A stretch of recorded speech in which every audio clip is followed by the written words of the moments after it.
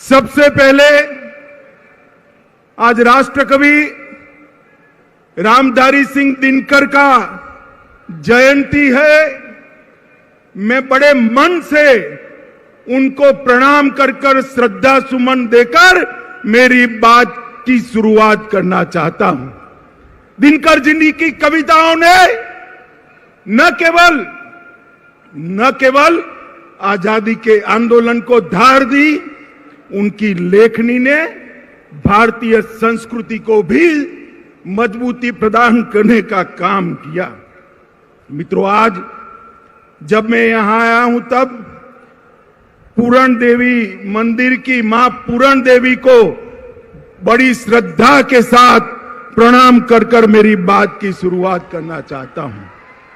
कबीरपंथी धर्मगुरु जो अभी अभी हमारे बीच में नहीं रहे, सदगुरु धर्मस्वरूप जी को भी श्रद्धांजलि देना चाहूंगा।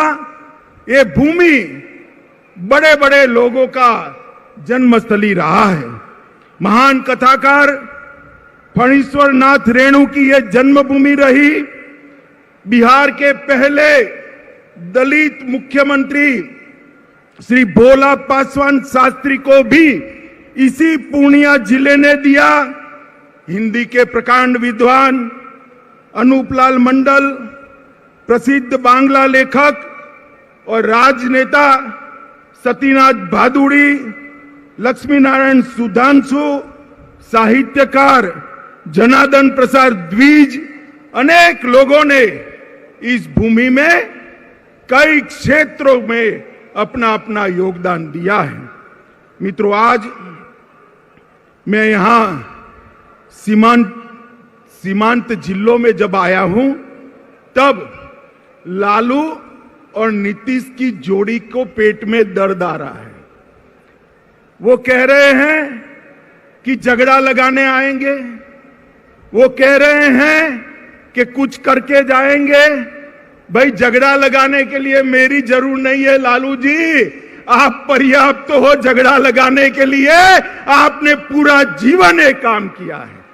मगर मैं आज सीमावर्ती जिलों के 4 जिलों के मेरे भाइयों बहनों को ये जरूर कहने आया हूं कि जब लालू जी सरकार में जुड़ गए हैं और नीतीश जी लालू की गोदी में बैठे हैं, तब यहां जो डर का माहौल खड़ा हुआ है, मैं आपको कहने आया हूं, ये सीमावर्ती जिले हिंदुस्तान का हिस्सा है। किसी को डरने की जरूरत नहीं है। नरेंद्र मोदी सरकार है यहां पर, किसी को डरने की जरूरत नहीं है। मित्रों, इतने दूर दूर से जो भीड़ आई है, ये लालू नीतीश की सरकार के लिए चेतावनी का सिग्नल है। मित्रों, मैं विशेष कर इतनी बड़ी संख्या में जो माताएं बहनें आई हैं, उनको विशेष प्रणाम करना चाहता हूं। और इस उपस्थिति निश्चित रूप से हम सबका मनोबल बढ़ाएगी। बिहार की यह भूमि परिवर्तन का केंद्र रही है। अंग्रेजों के खिलाफ स्वतंत्रता का आंदोलन हो या लोकतंत्र के खिलाफ जो इंदिरा जी ने इमरजेंसी डाली, इसके खिलाफ जयप्रकाश नारायण जी का आंदोलन हो, ये बिहार की भूमि से ही शुरू हुआ है। और आज भाजपा को धोखा देकर लालू की गोद में बैठकर नीतीश जी ने स्वार्थ और सत्ता की राजनीति का जो परिचय दिया है, उसके खिलाफ ब्यूगल फूंकने की शुरुआत भी यही सीमावर्ती जिलों से, यही बिहार की भूमि से शुरुआत होगी। मित्रों, हम स्वार्थ और सत्ता की राजनीति की जगह सेवा और विकास की राजनीति के पक्षधर हैं। भारतीय जनता पार्टी ने कांग्रेस के खिलाफ जो यहां पर बिहार की भूमि पर से एक आंदोलन खड़ा हुआ था, कभी वो आंदोलन को छेड़ देने का काम, दगा देने का काम भारतीय जनता पार्टी ने नहीं किया था। मगर मुझे बड़ा अफसोस है, प्रधानमंत्री बनने के लिए नीतीश बाबू ने जो एंटी कांग्रेस राजनीति से जन्म लिया, इसकी पीठ में छुरा भोंककर आज आरजेडी और कांग्रेस की गोदी में बैठने का काम किया है। मित्रों, मैं आप सभी से पूछना चाहता हूं, इस प्रकार का सत्ता के स्वार्थ से दल बदल कर नीतीश बाबू प्रधानमंत्री बन सकते हैं क्या? अरे जोर से बोलिए, बन सकते हैं क्या? बिहार में सरकार चल सकती है क्या? सुन लीजिए नीतीश बाबू, कान खोलकर सुन लीजिए। आपने आपकी राजनीति की शुरुआत से ही एक के बाद एक कई लोगों के साथ यही किया है। सबसे पहले जनता पार्टी में देवीलाल गुट के साथ आप चले गए, उसके बाद लालू जी के साथ कपट किया। लालू जी, आप ध्यान रखिएगा, नीतीश बाबू कल आपको छोड़कर कांग्रेस की गोदी में बैठ जाएंगे और आप धरे के धरे रह जाओगे, किसी को मालूम नहीं पड़ेगा। लालू जी को छोड़ा, सबसे बड़ा धोखा नीतीश जी ने अगर दिया तो देश में प्रतिष्ठित समाजवादी नेता, राष्ट्रभक्त नेता जॉर्ज फर्नांडिस के साथ धोखा किया। जॉर्ज फर्नांडिस को उनके कंधे पे बैठकर समता पार्टी बनाई और जॉर्ज बाबू का जब स्वास्थ्य अच्छा नहीं रहा, तनिक देर भी नहीं लगाई, इनको हटाकर वो राष्ट्रीय अध्यक्ष बने। फिर शरद यादव जी के साथ धोखा किया, उसके बाद पहली बार भाजपा के साथ धोखा दिया, फिर जीतन राम मांझी को धोखा दिया, उसके बाद रामविलास पासवान के साथ कपट किया, उसके बाद लालू जी को फिर से धोखा देकर बीजेपी के साथ आए और अब फिर से प्रधानमंत्री बनने की लालसा में वो फिर से बीजेपी को धोखा देकर लालू जी के पास चले गए हैं। मित्रों, मैं आज इस विराट सभा से लालू जी और नीतीश जी दोनों को कहना चाहता हूं कि आप जो ये दल बदल कर रहे हो ना बार बार, वो धोखा किसी पार्टी के साथ नहीं है, मोदी जी के साथ नहीं है।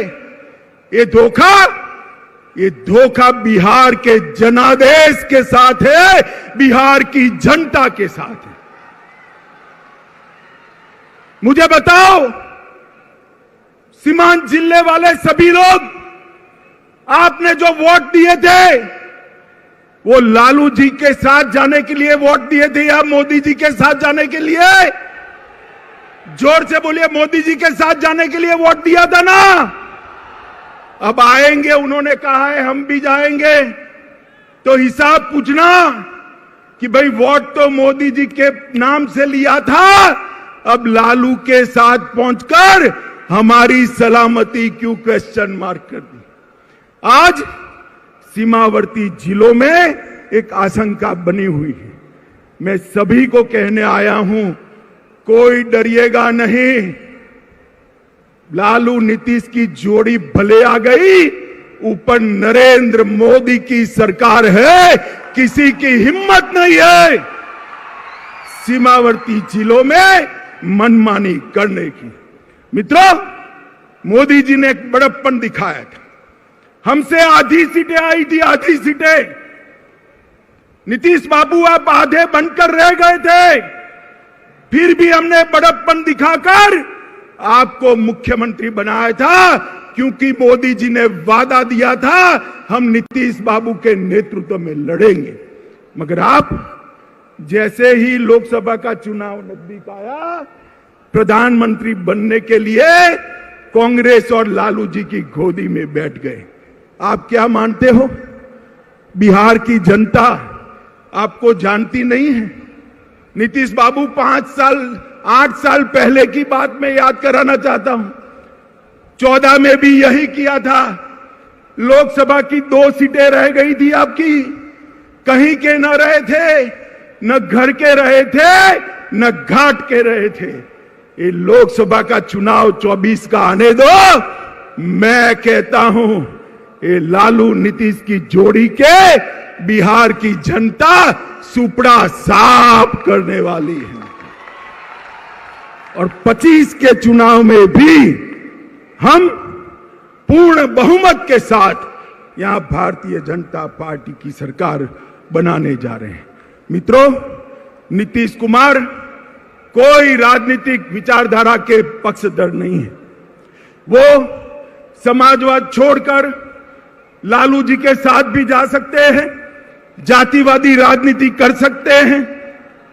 वो समाजवाद छोड़कर वामपंथियों के साथ भी बैठ सकते हैं। वो कांग्रेस छोड़कर वामपंथियों के साथ भी बैठ सकते हैं। और वो राजद छोड़कर भाजपा के साथ भी आ सकते हैं। उनकी एक ही नीति है, कुर्सी मेरी अक्षुण्ण रहनी चाहिए। मगर नीतीश जी, इतने समय तक बिहार की जनता ने आपको बेनिफिट ऑफ डाउट लिया है, अब जान गए हैं इस बार चुनाव में ना लालू की पार्टी आएगी ना आपकी पार्टी आएगी। बिहार में खिलेगा तो केवल मोदी जी का कमल खिलेगा, कमल खिलेगा। मित्रों, यहां सीमांत जिलों में जनजातियों के साथ बहुत अत्याचार हो रहा है, उनको भगाया जा रहा है। और जो मोदी जी जनजातियों की योजना भेज रहे हैं वो भी मेरे जनजातीय भाइयों के पास पहुंचती नहीं है। मैं आज जनजाति भाइयों बहनों को कहने आया हूं कि मोदी जी ने संथाल के गरीब घर में जन्मी हुई द्रौपदी मुर्मू को राष्ट्रपति बनाकर देश भर के गरीबों का सम्मान करने का काम किया है, देश भर के गरीबों का। और मित्रों, नीतीश बाबू ने लालू जी को साथ लेकर अपना जंगल राज के प्रति रवैया स्पष्ट कर दिया है। माताओं, भाइयों, बहनों, मुझे बताइए, आपको जंगल राज चाहिए क्या? जोर से बोलिए, चाहिए जंगल राज? फिर से फिरौती वाला राज चाहिए? फिर से अपहरण वाला राज चाहिए? फिर से जातीय हिंसा वाला राज चाहिए? मित्रों, जब लालू जी सरकार में हैं तो कौन उससे बचा सकता है? बैठते ही कहते हैं ना, पूत के लक्षण पालने में ही मालूम पड़ जाते हैं। जिस दिन शपथ हुआ उसी दिन से बिहार की कानून और व्यवस्था की स्थिति चरमरा गई है। और फिर नीतीश जी क्या कहते हैं? षड्यंत्र है। अरे नीतीश बाबू, कब तक गुमराह करोगे? षड्यंत्र है तो षड्यंत्र करने वाले को पकड़ते क्यों नहीं हो? कौन रोकता है? आप नहीं पकड़ पाओगे, क्योंकि षड्यंत्र करने वाले आपके साथ सत्ता में भागीदार बनकर बैठे हैं। आपकी हिम्मत नहीं है उन तक हाथ लगाने की। मैं पूछना चाहता हूं नीतीश कुमार जी को और एक नए नए नेता बनाए लल्लन सिंह जी को, भैया ये चारा घोटाले की आप बूम लगाते थे, अब क्या करोगे? चारा घोटाले करने वाले तो आपके यहां मंत्री बन गए, क्या पूछोगे उनको? कैसे पकड़ोगे? और मंत्री बनते ही लालू के दबाव में सीबीआई पर बैन लगाने की सोच रहे हैं, सीबीआई पर बैन। नीतीश जी, एक जमाना था आपने सीबीआई में पिटीशनें करवाई थी, आज लालू के भय से, सत्ता के मोह से आप फिर से सीबीआई की साथ जाने की जगह सीबीआई के खिलाफ बैठे हो। मित्रों, पूरे बिहार पर जंगल राज का खतरा मंडरा रहा है। मैं बिहार की जनता को कहने आया हूं, 24 में एक बार आपका पर्चा बता दीजिए। 24 में एक बार बिहार अपना फैसला सुना दे कि बिहार में अब अगर शासन चलेगा तो नरेंद्र मोदी जी के नेतृत्व में भारतीय जनता पार्टी का शासन चलेगा। ये फैसला एक बार 24 में सुना दीजिए, 25 अपने आप सेट चले। मैं बिहार के युवाओं को भी कहना चाहता हूं, ये लालू नीतीश की जोड़ी अब एक्सपोज हो चुकी है। वो बिहार को आगे नहीं ले जा सकती। अब बिहार को आगे ले जाना है तो मोदी जी के नेतृत्व में पूर्ण बहुमत की भारतीय जनता पार्टी की सरकार बनानी। मित्रों, ये बिहार, पड़ोस का झारखंड, ये दोनों राज्य वामपंथी उग्रवाद के अड्डे हुआ करते थे। ये 3 साल में ही मोदी जी के नेतृत्व में वामपंथी उग्रवाद से बिहार को मुक्त कराने का काम भारतीय जनता पार्टी के नेता और हमारे प्रिय प्रधानमंत्री मोदी जी ने किया है। चक्रबांधा और भीम बांधा के जंगलों को पूर्णतया वामपंथी उग्रवाद से मुक्त कराने का काम मोदी जी ने किया है।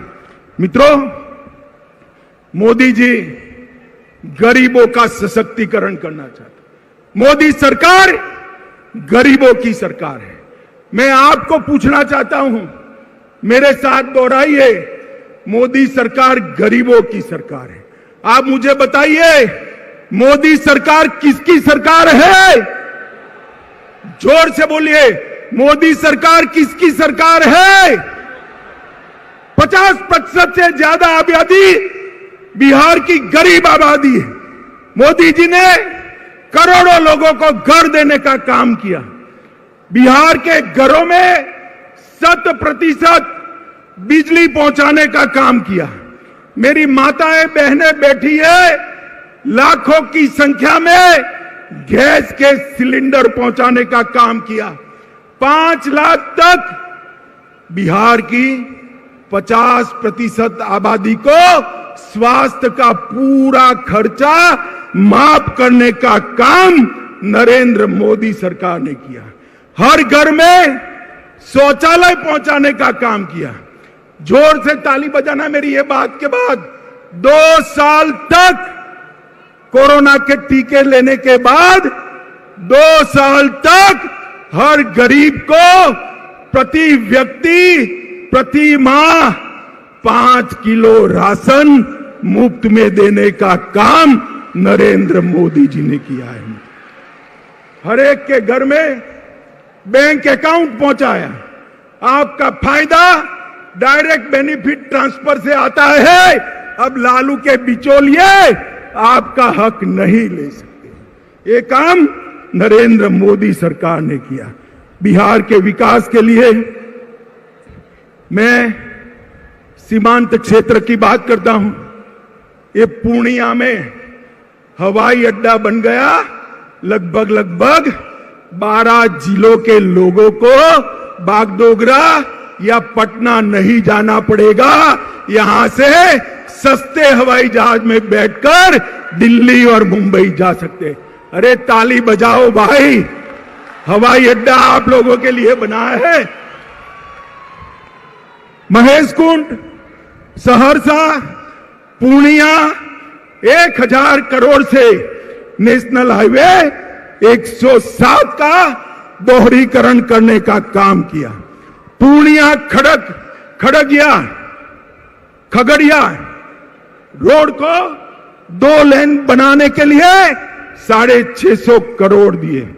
किशनगंज में 4 लेन बाईपास 250 करोड़ के खर्चे से चालू हो गया है। एपीजे अब्दुल कलाम कृषि महाविद्यालय की स्थापना 1000 करोड़ रुपए की लागत से यहां हो गई है।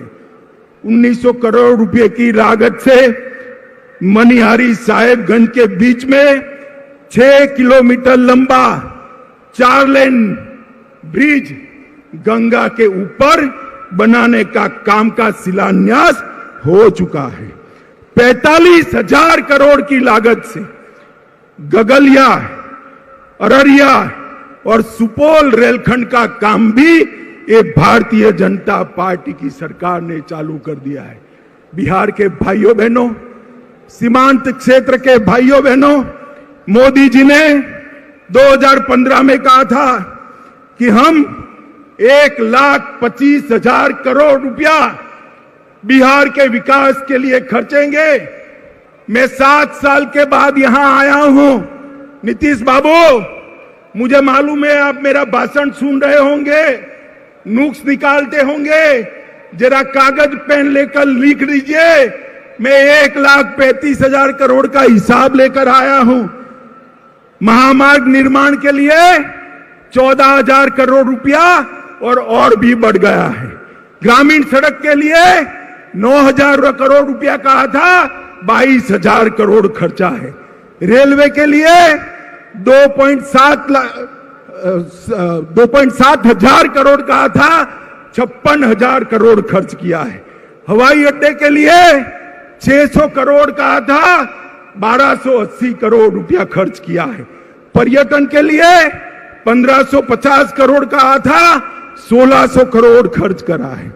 पेट्रोलियम और गैस के लिए 21,000 करोड़ कहा था, 32,000 करोड़ रुपए का खर्चा पेट्रोलियम और गैस के लिए किया। बिजली के लिए 16,000 करोड़ कहा था, उसमें से 14,000 करोड़ रुपया खर्च हो चुका है। किसान कल्याण के लिए 3,000 करोड़ कहा था, 7,800 करोड़ रुपया खर्च किया है। शिक्षा के लिए, स्वास्थ्य के लिए और डिजिटल बिहार के लिए भी 3,000 करोड़ कहा था, उसके सामने 4100 करोड़ रुपया खर्च किया है। अब नीतीश बाबू, आप जरा हिसाब दीजिए कि आपने क्या किया। लालू के साथ बैठकर कुर्सी बचाने के अलावे कुछ नहीं किया। नीतीश बाबू, भारत की जनता अब जागरूक हो चुकी है। गठबंधनों से, स्वार्थ से, सत्ता की कुटिल राजनीति से प्रधानमंत्री नहीं बना जा सकता। विकास के काम करने से, अपनी विचारधारा को समर्पित रहने के से और देश की सुरक्षा को सुनिश्चित करने से ही प्रधानमंत्री देश की जनता बनाती है। भाइयों बहनों, आप सब सीमांचल के 4 जिलों से आए हैं। मुझे बताइए, धारा 370 हटनी चाहिए थी या नहीं हटनी चाहिए थी? एक कश्मीर भारत का अभिन्न अंग है या नहीं?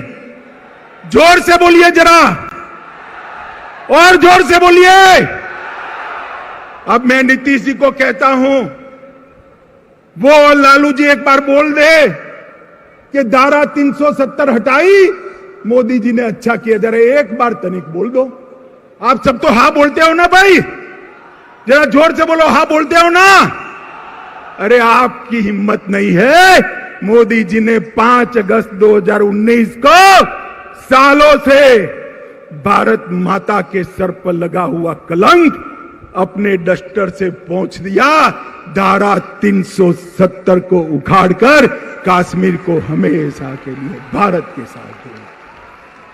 आतंकवाद और नक्सलवाद पर मोदी जी ने जिस मुस्तैदी से और जिस कठोरता के साथ कदम उठाए हैं, लालू जी इसको विभाजन की राजनीति कहते हैं।